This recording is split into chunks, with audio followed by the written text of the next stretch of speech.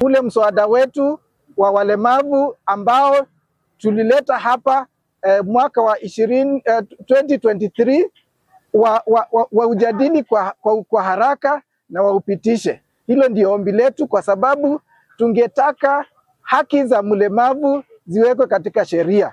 Shida ya serikali ambayo iko na desturi nzuri ni kwamba hiyo serikali ikiondoka, hizo desturi nzuri nazo zitaondoka.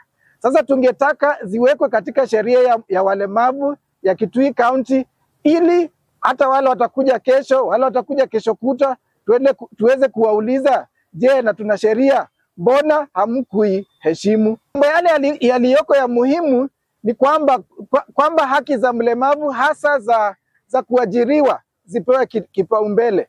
Mpaka saa hizi tunaambiwa katika maajiri yote inafaa kuwa walemavu ni 5% ya wale waajiriwa wako hapo. Mpaka leo tumeuliza mmeajiri watu wangapi, hawajatuambia. Unaona? Alafu pia matibabu, na pia itawezesha watoto wetu wa shule za chekechea kushughulikiwa.